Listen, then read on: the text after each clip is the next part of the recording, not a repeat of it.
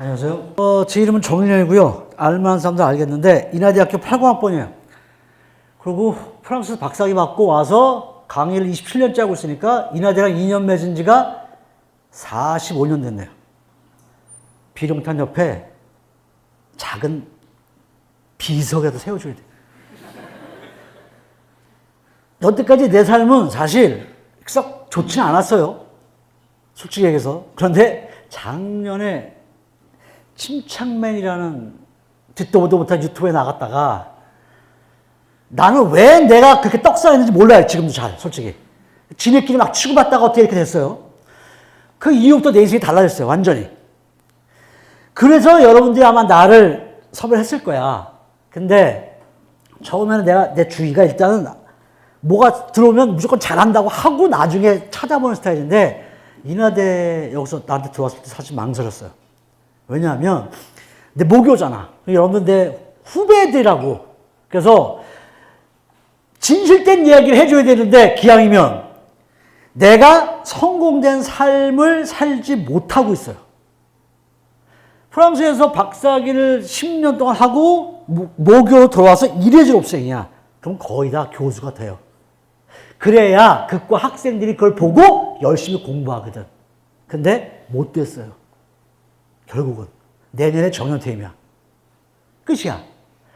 그러면 나는 실패한 인생인데 내 후배들한테 과연 실패한 인생 루저가 뭐라고 얘기할 수 있을까? 라고 약간 고민을 했어요. 사실은. 근데 뭐 도둑한테도 배울 게 있다고 다른 분들은 뭐 어려운 환경에서 난 이렇게 해서 성공했다라는 일을 얘기할지 모르지만 나는 아까 취재에 나왔지만 계속 실패를 해왔기 때문에 실패하고도 데미지가 적은 방법을 알려줄 거야. 여러분들한테. 내가 장담하는데 여러분 중에 사회 딱 졸업하고 나가잖아? 거의 10번 중에 9번 실패해요. 어떻게 알아? 인하대 출신이니까. 누구나 잘 알아요. 그래서 그런 이야기를 해줄 거야. 근데, 무슨 얘기를 하긴 텐데, 일단은, 내가 요새 침착맨 나오고 난 다음부터 내 생활이 바뀌었다고 했잖아요. 완전히 상상 초월이에요. 64년 동안 이런 적이 없었어. 근데 어느 날 아침에 학교에 오니까 웬 남학생이 날 기다리고 있어요. 내 수업 듣는 애도 아니야. 사진 좀 찍어달래. 내가 27년을 강의할 땐 쌩 까더니 딱 1년, 아니 딱 그 유튜브 침착맨인지도 모르는 그 유튜브 보고 난리가 난 거야. 그 다음부터 여러분 상상 초월의 인생이. 국회 방송에서 섭외가 들어와요. 개헌에 대해서 얘기할래. 저는 법 전공이 아닌가 몰라요. 근데 담당자가 괜찮대. 침착맨에서 했던 것만 하면 된대. 동치미쇼 나갔죠, 어제? 그저께는 컬투쇼 나갔죠? 이전에는 지상렬쇼 나갔어요. 그리고 좀 다음 주에는 다큐 찍재요. 뭐 했다고? 한 방이야, 인생. 인생 한 방이야. 내가 그걸 못 느꼈단 말이지. 그래서 지금은, 그러니까 여러분들은, 야, 저 정도면 성공한 거 아니야? 라고 생각할지 몰라요. 근데 내가 이렇게 악착같이 발악하는 이유는 딱 하나야. 왜? 내년이면 아웃이야. 65세. 이나들 떠나야 돼. 그럼 먹고 살아야 될 거 아니야. 그게 너무 조급해. 초조하고. 그러니까 암호가 다 무는 거야, 지금. 곧 굿즈도 팔 거예요. 여기 지금 다 와있겠지만, 너 알죠? 지금 내 수업 듣는 애 중에 여기 앉아있는 애들 있어요. 왜 내가 수업 시간에 얘기했거든. 오늘 여기서 출석 부른다고. 근데 애들이 알아. 내가 농담이 아니라는 걸. 나는 정말로 27년 동안 하고 싶은 대로 했어요. 시험 문제 답안지를 심심해서 이 북한산 사모바이라고 있어 뒤에. 거기다 숨겨준 적도 있어요. 그래서 수업 시간에 애들한테 야, 답안지 거기다 감춰놨으니까 어떤 놈이 찾아가면 인자다. 아무도 다 농담인 줄 알았어요. 150명이. 그 중에 한 명이 내 말을 믿은 거야. 철학과. 얘가 부슬부슬 비 오는데 거기 올라가갖고 그걸 찾아갖고 그럼 자기만 보면 되잖아. 또 세계는 위아더 월드라고 수업 듣는 애들한테 다 얘기해 준 거야. 정답이 객관식이었는데 나가라 다 나가라였어요. 재밌잖아. 위트 있고. 150명 중에 140명이 97점이에요. 어떻게 할게? 남학생들은 점수 안 주고 여학생들만 줬어요. 왜? 난 선배니까. 그때 절대평가했어요. 그때는. 그래서 150명을 다 A뿔 줘도 할 말이 없었어요. 지금은 참 불쌍해요, 여러분들. 상대평가. 어쨌든, 그러니까 하고 싶은 거 다 살았어. 근데 여러분들도 이제 곧 이런 일이 있을 거야. 내가 이제부터 얘기할 거야. 사회에 나갔을 때 힘들지만 어떻게 버틸 수 있느냐. 첫 번째는, 나는 왜 병에 걸리면 안 돼요, 절대. 내가 거의 대표적인 케이스예요. 나는 논문도 많이 썼고, 강의평가도 높고, 학생들한테 인기도 많은데, 왜 나는 교수가 안 되고 저 사람은 교수가 되는데 나는 안 됐지? 그게 쌓이니까 뭘 할 수가 없어. 화만 나요. 여러분도 마찬가지야. 내가 제일 싫어하는 게 실력은 없는데 괜히 자신감에 뽕 차 있는 애들이에요. 후문과에 나는 교직원 시대에서 밥 안 먹어요. 후문과에서 밥 먹는데 먹고 카페 조기랑 앉아있으면 뒤에 남학생들이 얘기를 해. 근데 한 놈이 취업을 이번에 아마 서류를 넣나 봐요. 이제 서류가 됐다고 얘기하니까 옆에 있는 놈이 야 그까지 회사 내가 지원 안 해서 그렇지 하기만 하면 최종은 금방이야. 난 처음 보네요. 뒤돌아서서 그놈 뒤통수를 갈겼어요. 왜? 선배니까. 이거는 자만이야, 자만. 우리나라 세상이 얼마나 잔인한데, 우리나라 사회가. 내가 내 스스로 실력이 없은데 괜히 뽕만 찼다는 걸 언제 느꼈냐? 작년에 홍대에서 락 콘서트를 할 때 느꼈어요. 그 전까지 나는 변성기 때 이 변성기를 안 지났어요.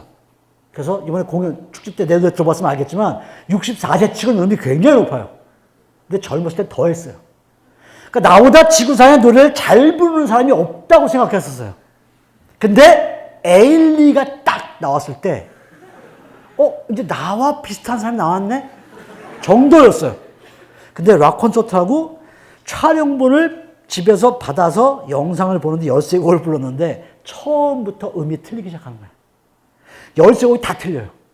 그때부터 내가 어디 가서 노래 잘한다는 얘기 이제 못해. 내가 실력이 없었던 거야, 결국은.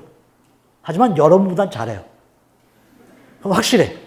그건 실력이야. 그러니까 절대 내가 그 침착맨에서 여러분들 찾아보면 알겠지만 내 명언 중에 가장 대표적인 게 뭐냐면 남 탓을 하라예요.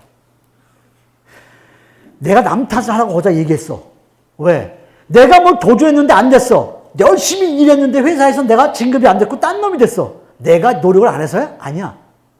낙하산이야. 근데 여기에 기본 조건이 깔려 있어요.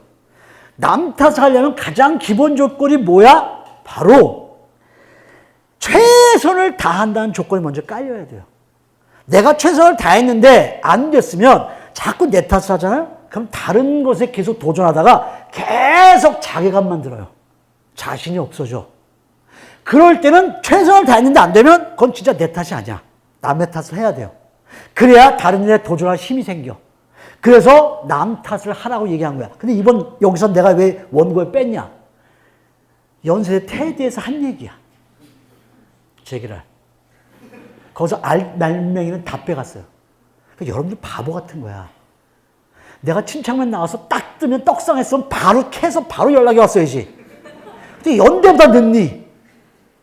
그러니까 내가 중요한 뺐겠단 말이지. 자, 두 번째는 사회에 나갔을 때 과정보다 결과를 중요시 여기세요. 지금 내가 얘기하는 건 절대적인 보편적인 진리가 아니에요. 오로지 내가 살면서 겪었던 그걸 바탕으로 하는 얘기야. 그러니까 알아서 들어야 돼. 내가 EBS에서 12년을 강의를 했어요. 수능을. 근데 수능 당일 해야 되잖아요. EBS는 초비상이에요. 현관이 엄청나게 큰데 각 과목 강사들이 쫙 앉아 있어요.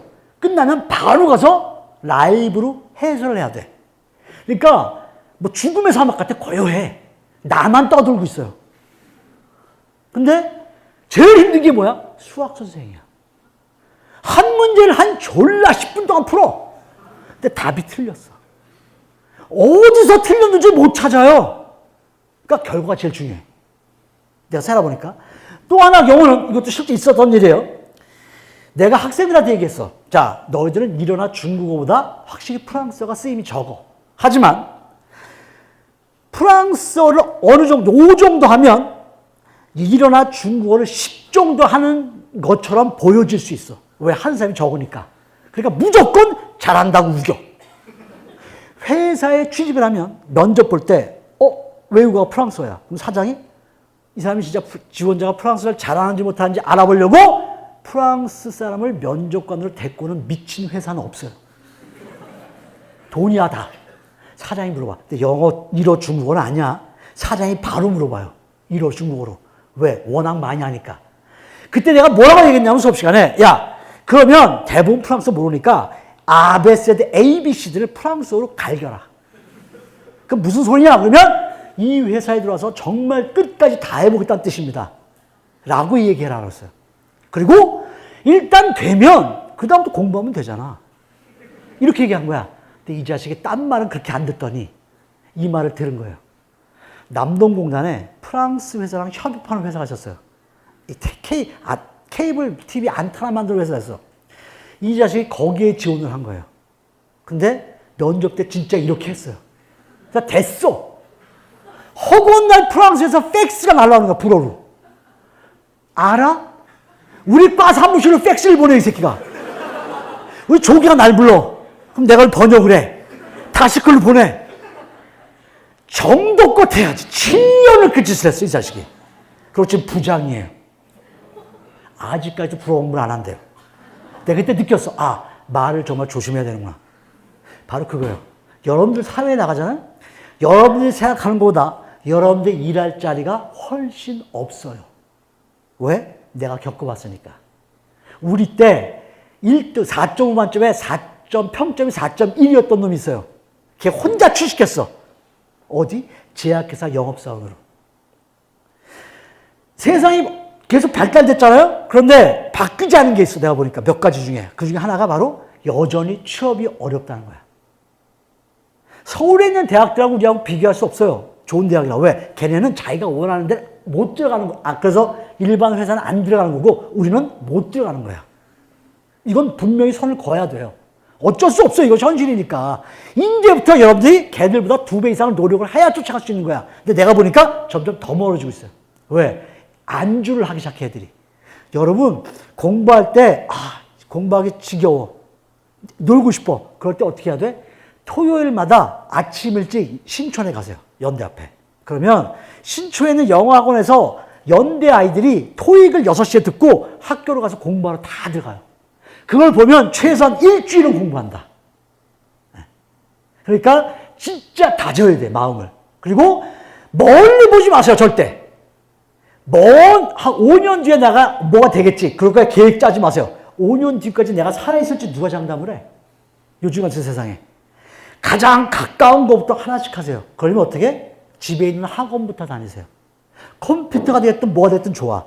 내가 나만이 할 수 있는 걸 딱 해놓으면 얼마든지 강짜를 부릴 수 있어요, 회사에서.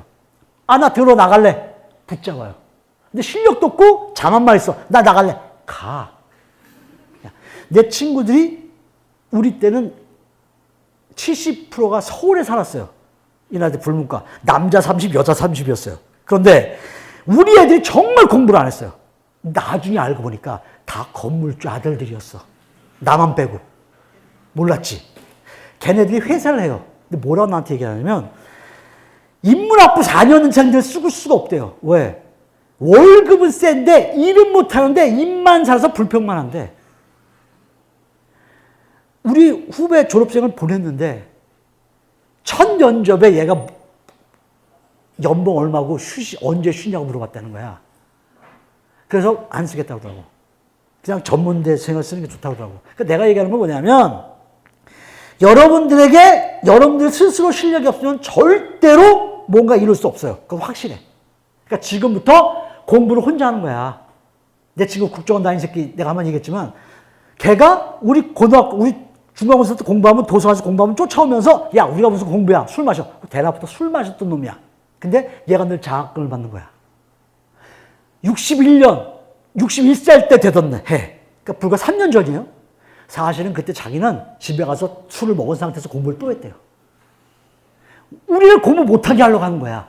그거를 40년 지나서 얘기하니?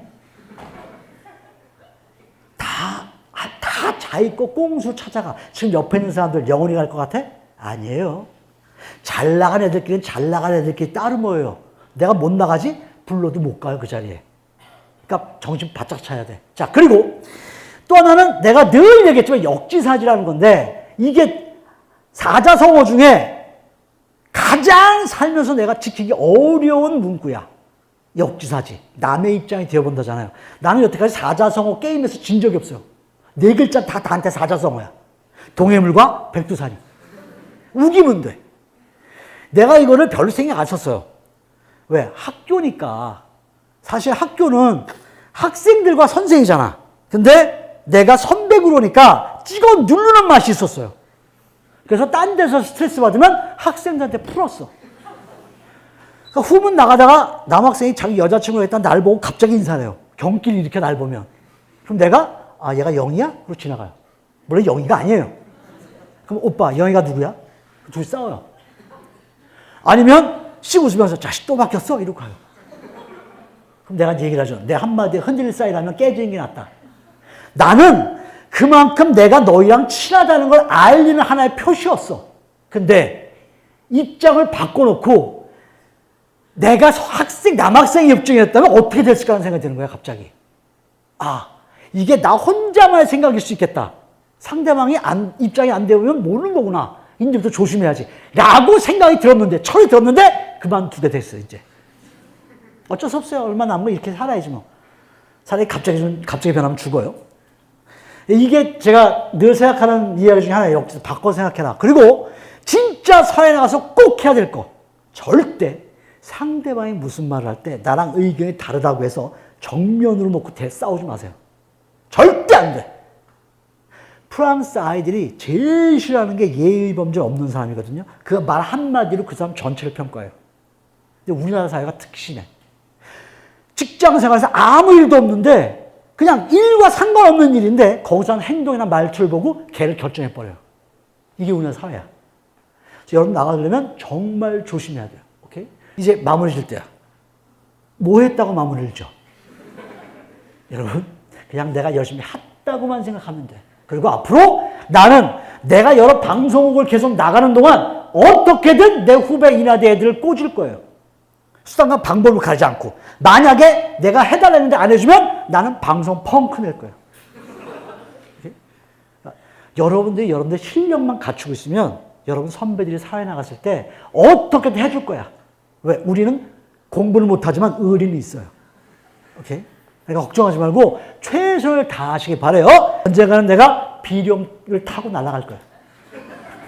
그날이 올 때까지 다 같이 기다립시다. 자, 수고하셨습니다. 안녕.